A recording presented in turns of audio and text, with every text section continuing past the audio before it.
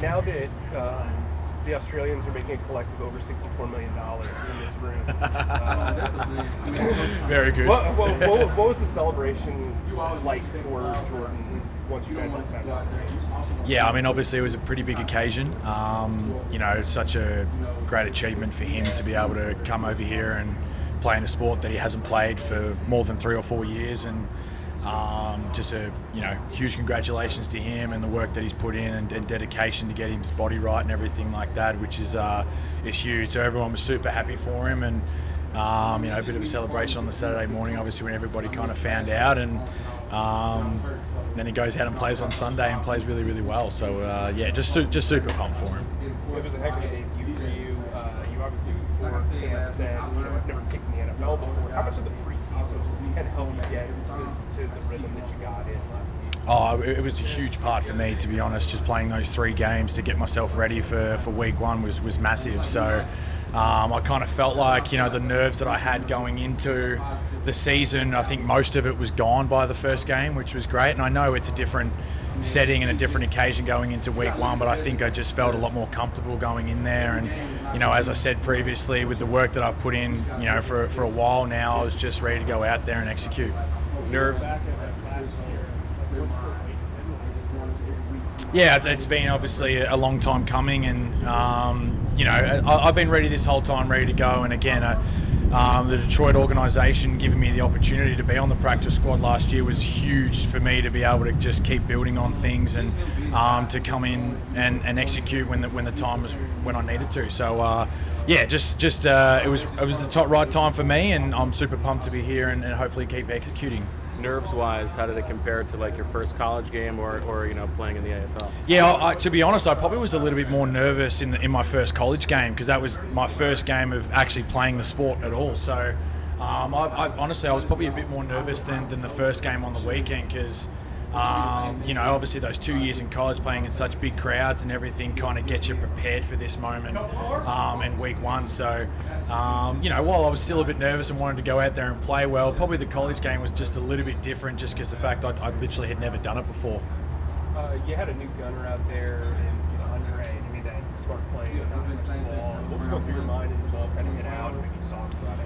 I'm so busy trying to see where the ball goes now that I don't see what the gunners are doing. So as soon as that ball bounced and I saw it go backwards and it stayed on the ground for a bit, I was like, what's going on? Somebody pick up the ball. But very clever play by Andre to be able to do that, and then Zach to kind of come across from the other side of the field and get there so quickly to be able to pick up the ball, which is my job's obviously to go out there and put it, but it's obviously a team effort for everyone to go out there and block and get the ball when it's in situations like that, which is huge. So I feel like we're building really good chemistry already, and Tyler Brown's done a great job with the gunners as well to make sure they're well prepared and onwards and upwards from here.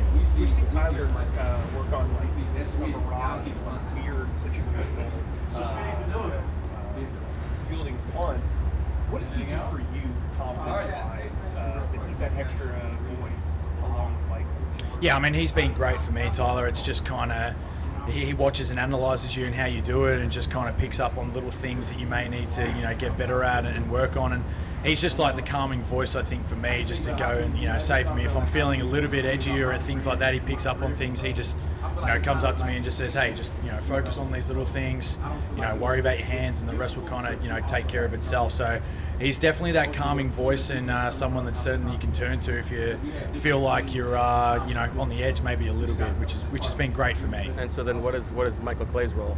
Michael Clay obviously kind of does it all. I mean, obviously, being the coordinator, he's focused on all 4 parts of the game that we need to focus on, which is great. And while he's over there and focusing on those side of things, he's always been good to kind of give me the feedback that I need to make sure that we're putting it in the right location, the right hang time and everything like that, which has been good. So I mean, they've both been huge for me in terms of giving me the opportunity to start off with, but also backing me in to be able to execute.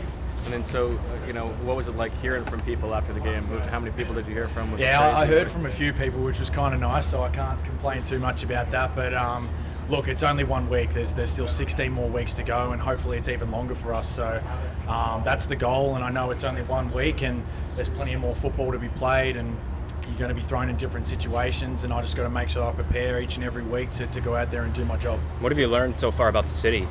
Look, it's obviously a beautiful city, lots of history about the place. I'm a big food guy, so certainly get around and get into some different restaurants, which has been super cool. I've loved that. But still working my way around it. I've only been here for a few months, and obviously the few months that I've been here, we've been quite busy, obviously with training camp and everything like that. So, hopefully I get to call it home for a lot longer, and I'll be able to work my way around. Got a favorite restaurant? Yeah. Favourite restaurant? I do like Park, the last little French press in there in Rittenhouse Square, which is really nice. So shout out to them. So it's great. That Pro Kick Australia fraternity is kind of getting huge. How much do you guys sort of Yeah, I mean, we speak to each other on the odd occasion. Obviously everyone's kind of busy doing their own thing and things like that. And if there's ever a message to go around just to see, what the opposition may be doing if we're coming up against them, then it's always good. But obviously I faced Mitch this week, who's another one that's come from Pro Kick Australia. So probably not too much conversation, I'd say, would be going on. But it's a huge thing for us to be able to come over here and be a part of it, and it's always good to get some advice just to kind of see how you're doing and things to work on, as well as, as I said, focusing on what the opposition kind of presents to you. There's no group text with all you guys? Well, there hasn't been too much of group texting or anything like that. It's just one of those things where I guess everybody's kind of in a different kind of stage. Sure. I know Jordan's in Minnesota now, and he's got a little one that he obviously focuses on too, and Mitch, I think Mitch is got a wife. His fiance is pregnant too. So everyone's kind of busy, and I'm not a person that kind of gets out there to try and talk to a lot of people. But as I said, anytime they are there and you need to have a chat to them and wishing them all the best, or any kind of advice that you may need at the time, they're certainly there to have a chat, which is great. The season's obviously a grind. So when you're not eating French food, what are you doing to kind of unwind? I enjoy my golf. Certainly having Jake Elliott on the team makes it a lot better to be able to go out there and play a few rounds. My wife's 29 weeks pregnant as well, so I'm kind of focusing on that side of things too, and focused on trying to become a dad as well. So there's plenty of things for me to be able to kind of take my mind off it too, which is great. And it's certainly a good thing for me, because personally I think that if you kind of focus on it too much, that's where it can kind of derail a little bit. So I'm certainly just trying to enjoy my time while I'm here, but also line it up and make sure that I'm not always focusing on it all the time. Yeah, I think first game out, you never really know what to expect. First time out there, together. But the one thing I did notice, after they were able to get some drives on us in the beginning of the game, everybody settled down. Nobody really panicked. We stayed locked in. So to see guys kind of composed, come back to the sideline, understanding how they're trying to attack us, what we need to do to get done, and then going out there to do it, just showing that everybody had that focus to do it. Kittle and Debo are obviously big threats to the inside of the field. How do you plan on attacking both those guys? I think anytime you go to a game and there's dangerous receivers, backs, you got to be aware of what they are. Be aware of where they are on the field. Everybody be tied into each person's responsibility, knowing where each other's at, and just playing with their help. Just playing fast. Once the ball snapped, trusting in your technique, trusting in the coaching and preparation all week, and just going out playing real fast. Jesse from Javon, he ended up playing more than he's ever played without respect. I think he handled it well. All week, all training camp, guys have been handling it in a professional manner in terms of just being locked in, whether they're in the game, in practice, getting reps, or just getting those minerals, trying to prepare themselves to go in. So I think for him to pop in short notice like that, he was dialed in, ready to go. Mentally, he was there, and then he just came in and just did a good job. Do you expect Rodney back? Do you expect Rodney back soon? I mean, I'm not sure. I'm right there with him every day with his preparation in terms of, staying focused on what we're doing with the game plan, competing, challenging each other in the weight room, out there in individuals and stuff like that. So I'm right there just trying to be his biggest supporter and be ready whenever he's ready. When you lost Marcus so early in the game, did that change anything, any part of the game plan, or what happened from that point? I think it kind of just kicks that next man up mentality, and that's one thing that we talk about, everybody being prepared, everybody being ready, being mentally, physically, and emotionally locked in where we need to be for when your opportunity is there. So once that go down, it's kind of like, all right, now we're going to see if everybody's ready to execute what's been coached up all week. Left you a little short on safeties, though, right? There was just a couple of you left, doing Kayvon, I think, right? Yeah, I think, anytime you go in the game, you just go in there with that mindset that what we have is enough. but it's just going to take everybody being ready for the opportunity. We know we got guys that have a lot of talent, but at the end of the day, it's just about, you know, being locked in with the game plan, being locked in each snap with what we want to get done, and then just going out and playing fast and cutting it loose. How was the communication that first round? I mean, it was nice to get out there, you know, have that extra factor with the crowd. You know, coaches on the sideline, a lot more outside noise, guys just locking in, really being dialed into kind of what we're seeing, communicating across the board. That way we all can kind of try to be a step ahead, and then just going to play fun. I think that was the aspect that everybody was excited about, just cutting it loose, playing football, and really enjoying the game. What's the hardest part for a kid like you on the aspects of mental and physical, going out there on no notice and all of a sudden I think just the experience. You know, the more you're out there, the more you see things, the more it becomes more familiar with you. The quicker you can kind of process things and calm down a little bit. But I mean, he did a good job. I mean, he came in, the communication was there. We communicated stuff on the sideline, tried to have communication on the field as well, and then really just have each other's back out there. And that's just from between me and him to him communicating to the other corners and everybody else at the other levels. what's this week going to be like?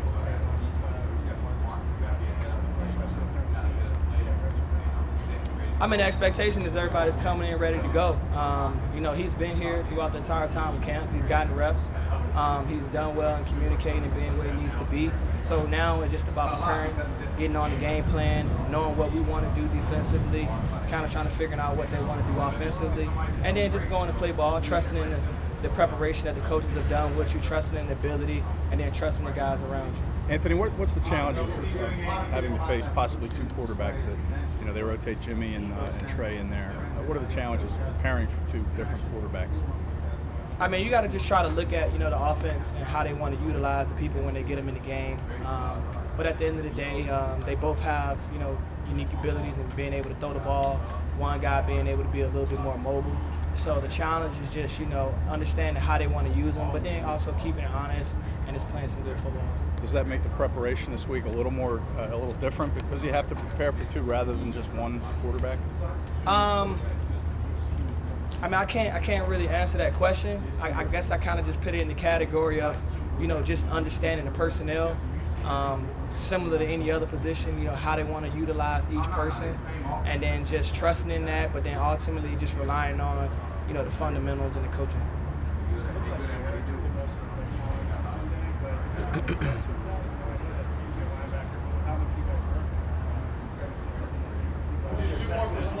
I think you try to go into any game and be able to put yourself in many positions as possible for the unexpected. That way you can handle it a little bit better. So, I mean, I've had a little bit of experience with calling the plays, but, you know, that's just part of the game. Trying to put yourself in tough situations throughout practice, make those uncomfortable situations familiar to you. That way you can handle it better when it comes up in the game. Yeah, that's part of it.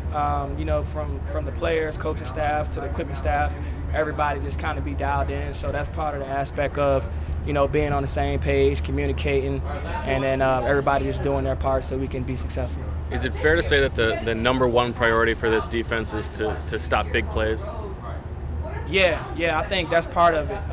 Eliminating big plays, whether that's, you know, big shots over the top, yards out the catch. We want to be fundamentally tacklers, but then penalties as well. You know, we don't want to give up penalties, give up free yards. So I think it's just playing with good discipline and playing very complementary in terms of what we're doing on the back end and what we're doing in the front as well.